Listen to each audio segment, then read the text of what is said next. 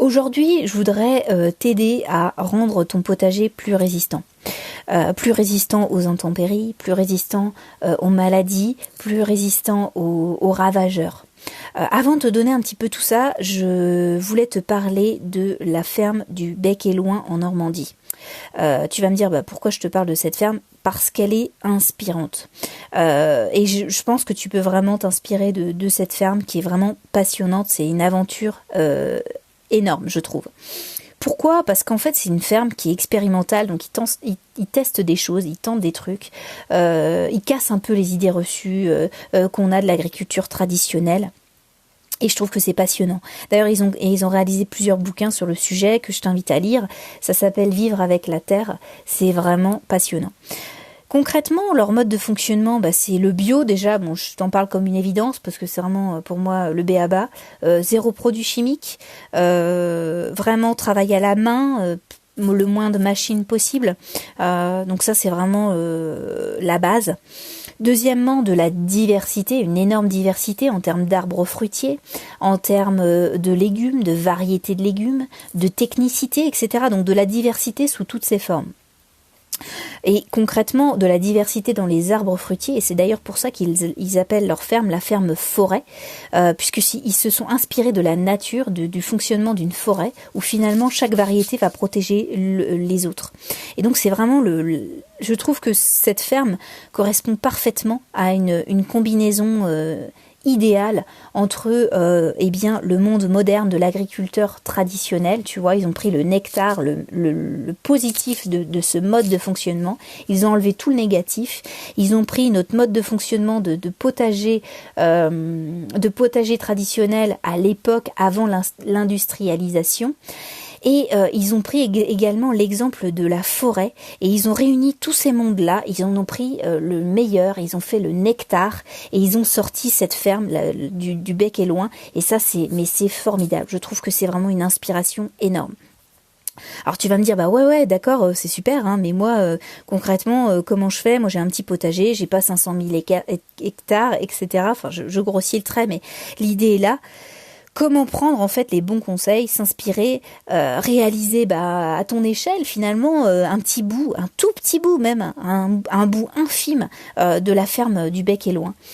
Et là, j'aimerais te donner quelques astuces à appliquer dans ton potager pour concrètement le rendre plus résistant, avoir de meilleures récoltes et concrètement s'inspirer de ce qu'a fait la ferme du Bec et Loing pour justement en sortir quelque chose de positif pour toi, pour moi, pour nous tous, petits potagers, petits jardiniers du dimanche.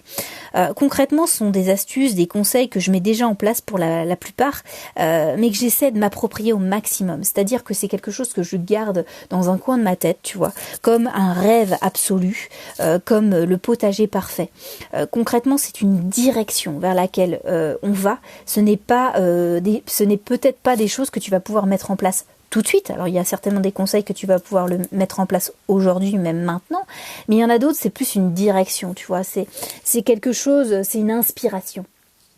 Et c'est pour ça que il nous faut des gens justement qui nous montrent une voie différente de ce qu'on voit traditionnellement avec l'agriculteur qui laboure sa terre, qui est en monoculture, qui finalement appauvrit sa terre et détruit un petit peu le mode de fonctionnement de ce qu'a fait la nature depuis des milliers d'années. Donc concrètement, ce que je voudrais qu'on s'approprie aujourd'hui, c'est le zéro déchet. Le premier conseil, c'est zéro déchet, zéro produit chimique. Donc pas de plastique, évite le plastique au maximum dans ton potager, évite les produits chimiques. Déjà, ça coûte cher, donc tu pourras te faire une belle économie. Moi, le plastique, j'évite au maximum de l'amener parce que finalement, là, tu vas amener une bâche, il y a un petit bout qui va partir, tu vas le retrouver dans ton compost, ça va rester, finalement, ça va assez vite et on peut être facilement envahi de petits trucs, de petites choses qui vont venir parasiter ta terre.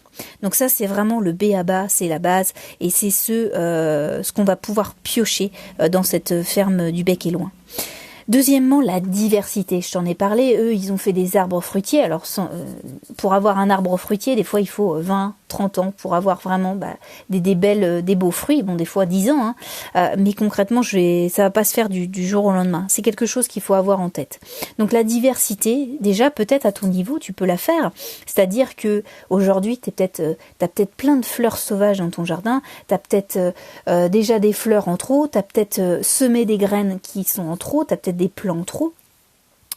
Aujourd'hui, ce qu'il faudrait faire, et ce qui est possible de faire, c'est que tu as des groupes Facebook sur des échanges de graines ou de plantes. Donc peut-être qu'aujourd'hui, tu as un surplus de production sur certaines choses, mais qu'il te manque des choses. Et concrètement, peut-être que ton voisin ou quelqu'un de ta ville ou de ton village aurait besoin de cette production que toi, tu as en trop. Donc faire des échanges, faire du troc, revenir au basique. Maintenant, avec Facebook, on peut avoir, tu vois, des choses bien plus facile qu'avant et concrètement c'est à notre portée, ça coûte pas un rond, le but c'est aussi d'échanger avec des gens qui aiment le jardinage comme toi et à qui tu vas rendre service parce que finalement toi tu vas avoir plus de diversité, là où tu vas peut-être échanger 5 variétés, eh bien tu vas te retrouver avec 5 autres nouvelles et également pour ton voisin, donc c'est gagnant-gagnant puisque tu vas apporter de la diversité et tu vas en recevoir, donc c'est formidable. C'est ce qui va aussi rendre ton jardin plus résistant puisque comme on dit, chaque variété va s'auto-protéger. Donc ça c'est le deuxième conseil que je peux te donner. Également, ce que je peux également te donner, c'est casser des idées reçues.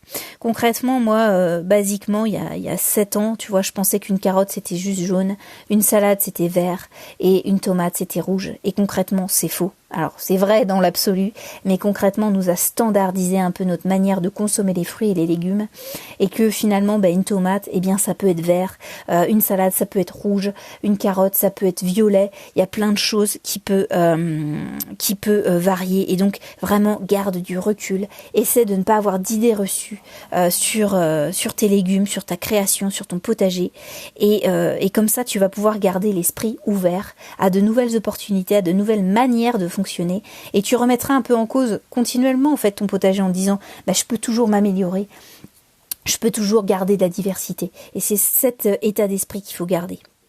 Et le dernier que je peux te donner comme conseil, c'est amuse-toi. Prends du plaisir à faire ton jardin. Il faut vraiment que ça soit quelque chose que tu fasses par plaisir. C'est fun en fait concrètement. C'est ton moment à toi, c'est ton univers, c'est l'espace que tu peux faire comme tu veux.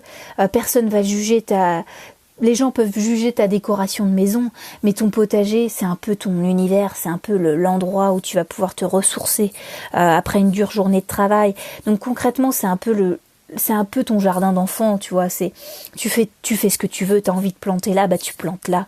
T'as envie aujourd'hui de faire ça, fais-le. T'as envie d'enlever quelques petites choses qui te dérangent, t'as envie de réajuster, t'as envie de faire une rotation différente, fais-la. Franchement, prends du plaisir. C'est le b.a.-ba de ton jardin potager. Voilà un petit peu ce que je voulais te dire aujourd'hui. Si tu me connais pas, moi je suis Caroline Gaujardin. Je donne des conseils pour avoir le jardin qui te ressemble. Si ça t'intéresse et si tu démarres ton premier potager, aujourd'hui je te propose de suivre ma première formation qui est effectivement basée sur le potager pour les débutants. Si ça t'intéresse, tu cliques sur le lien de la formation. J'ai fait un code de réduction qui est valable jusqu'à lundi prochain.